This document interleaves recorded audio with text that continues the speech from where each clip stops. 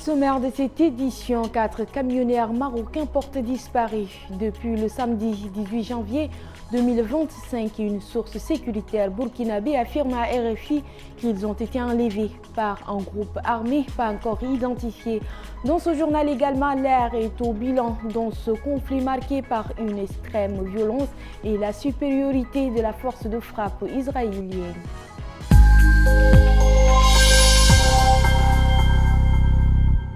Bonsoir et bienvenue au journal international du Tchad Info. Ouvrons cette édition par cette information.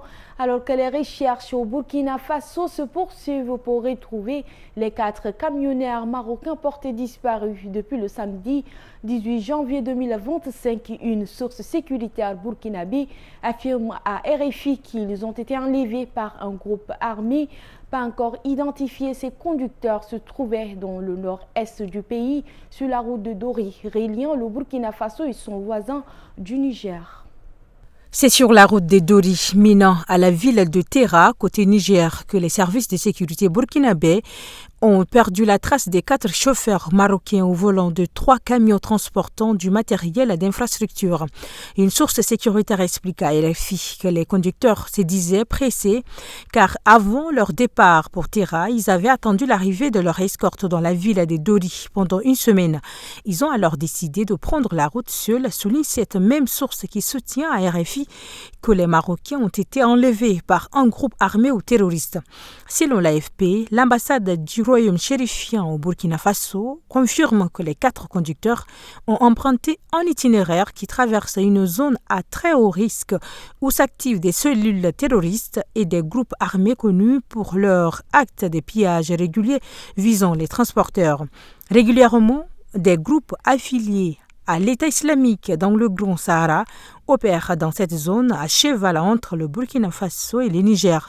Emprunter l'axe Dori-Terra sans escorte constitue en soi un aventurisme, a déploré la même source anonyme diplomatique marocaine, toujours citée par l'AFP. En Afrique du Sud, après une semaine de mission de sauvetage de grande ampleur qui met fin à plusieurs mois de bras de fer entre les mineurs illégaux et la police, 118 corps de mineurs illégaux ont été extraits de la mine, 240 sont sortis en vie. Sous terre, ils n'avaient quasiment pas accès à la nourriture et que la police bloquait pour les obliger à sortir alors que la situation s'est calmée sur le terrain, c'est l'heure des comptes. L'opération de sauvetage est terminée, mais on n'a pas fini de parler de Stilfoten, notamment parce que le bilan est lourd, 78 morts.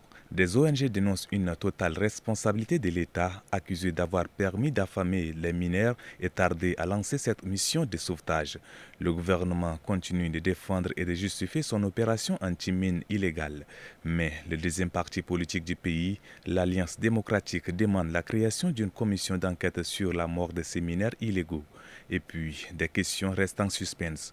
Pendant ces longs mois de bras de fer, les mineurs pouvaient-ils refaire surface, comme l'affirme la police, ou étaient-ils trop faibles physiquement sans nourriture pour remonter les 2 kilomètres de corde? C'est ce que répondent les leaders de communauté. La question de la gestion des mines abandonnées revient également au cœur des discussions. Pourquoi ces mines n'ont-elles pas été entièrement fermées? Enfin, la mission de sauvetage de la semaine dernière n'échappe pas non plus au débat. Un syndicat de travailleurs accuse la police d'avoir fait exploser un puits voisin, bloquant certains mineurs sous terre. La police dément formellement et n'exclut pas de traduire le syndicat en justice. Autre chose, le Nigeria rejoint les pays partenaires des BRICS au même titre en Afrique que l'Éthiopie, l'Algérie et l'Ouganda, et hors Afrique, la Biélorussie, la Bolivie, Cuba, la Malaisie et la Thaïlande. L'annonce a été faite par le ministère des Affaires étrangères brésilien dans un communiqué. Brésil exerçant actuellement la présidence tournante de l'organisation. Cette catégorie spéciale de pays partenaires a été créée en octobre dernier au sommet à Kazan. Elle permet de participer aux activités du groupe sans pour autant avoir un pouvoir décisionnel, et ceci en attendant l'intégration formelle à l'organisation. L'annonce a été faite par le ministère brésilien des Affaires étrangères dans un communiqué. Le Brésil exerçant actuellement la présidence tournante de l'organisation. 6e pays le plus peuplé au monde et premier sur le continent africain, le Nigeria est l'une des plus grandes économies d'Afrique et peut-être surtout, il a des intérêts convergents avec les autres membres du groupe, indique le communiqué brésilien. Il insiste sur le fait que le Nigeria est un pays qui agit activement dans le renforcement de la coopération dans les pays du Sud et dans la gouvernance mondiale, des thèmes prioritaires de l'actuelle présidence brésilienne, affirme la diplomatie. Joint par RFI, Awadon Melo, représentant des BRICS pour l'Afrique centrale et de l'Ouest, se réjouit de l'adhésion du Nigeria et espère que davantage de pays du continent adhèrent à la vision des BRICS, qui apporte selon lui de nombreux partenaires et plus d'opportunités de coopération. Il précise qu'il n'existe pas de cahier de charges formel pour rejoindre les BRICS, mais le partage nécessaire d'une vision commune, s'engager à ne pas imposer de sanctions à la Russie. Autre sujet de poids, la souveraineté financière. Aujourd'hui, les BRICS œuvrent pour une banque qui leur est propre. Ils représentent aujourd'hui près de la moitié de la population mondiale et plus d'un tiers de son PIB. Le BRICS a été formé par le Brésil, la Russie, l'Inde et la Chine en 2009, auquel s'est jointe l'Afrique du Sud en 2010. Plusieurs autres pays ont rejoint le bloc au 1er janvier 2024, l'Iran, l'Égypte, l'Éthiopie et les Émirats arabes unis. Les 15 mois d'affrontement entre le Hamas et l'armée israélienne ont causé la mort de plus de 46 000 personnes dans l'enclave palestinienne, ainsi que celle de 1200 Israéliens. Un conflit marqué par une extrême violence et la supériorité de la force de frappe israélienne. Quel bilan les militaires font-ils de ces 15 mois d'affrontement? Le premier constat est celui d'une guerre intégrale, c'est-à-dire qui s'est tenu dans tous les milieux et tous les champs, l'affrontement physique, la guerre électromagnétique, l'influence, les cyber et les champs informationnels. Ce fut aussi un conflit asymétrique, mais face à une proto-armée, celle du Hamas, autrement dit, un ennemi qui dispose d'armements et des moyens proches de ceux d'une force conventionnelle.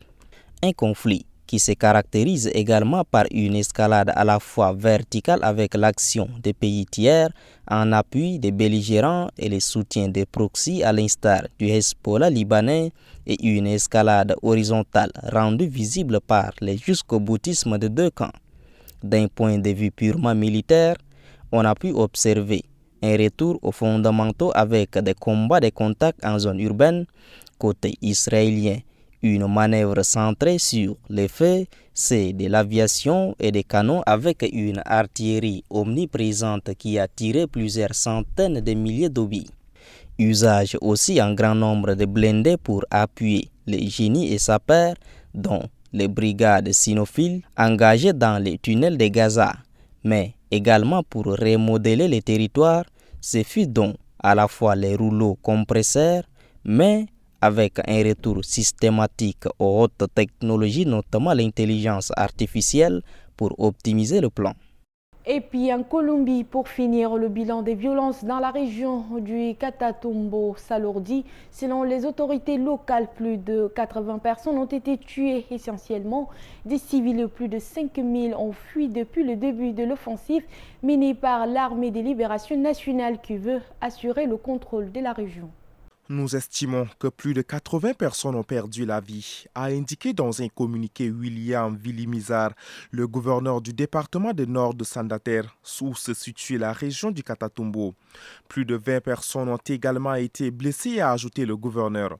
Depuis le 16 janvier, les guérilleros des deux organisations s'affrontent pour le contrôle de cette zone stratégique pour la production de cocaïne.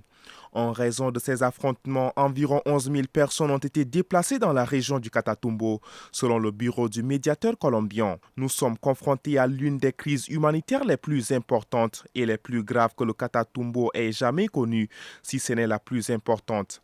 En seulement 4 jours, au moins 11 000 personnes auraient été déplacées et il pourrait y en avoir beaucoup plus, a déclaré Iris Maran, chef du bureau du médiateur, dans une vidéo publiée sur X. Les habitants du Catatumbo fuient en voiture, en camion, en pirogue comme ils peuvent. Les images des véhicules surchargés et les appels au secours des habitants qui n'ont pas encore pu quitter la région se multiplient sur les réseaux sociaux. La peur est de retour dans ce territoire qui a été le théâtre des violents affrontements entre l'armée et les guérillas dans le passé, raconte Marie-Ève de Teuf, correspondante de RFI à Bogota. Le Catatumbo est une région très pauvre, mais il y pousse de la coca, quelques 50 000 hectares de culture de coca et pour les groupes armés qui vivent du trafic de cocaïne, elle est stratégique. Depuis 3 jours, ELN en activité depuis 1964 et qui compte quelques 5 800 membres selon les services de renseignement militaire, multiplie les assassinats, les enlèvements et les menaces pour tenter d'éliminer son rival régional, un groupe armé qui se réclame de l'ancienne guérilla des FARC. Hier dimanche, l'armée a annoncé l'envoi de 5 000 soldats dans la région. Les militaires veulent d'abord sécuriser un couloir humanitaire pour permettre aux civils d'échapper au règlement de compte entre les 2 groupes armés. Le commandant en chef de l'armée a annoncé la mise en place d'un plan stratégique pour tenter ensuite de contrer ELN. C'est ici que prend fin cette édition. Merci à vous de l'avoir suivi. Restez de notre pour vivre l'actualité en continu.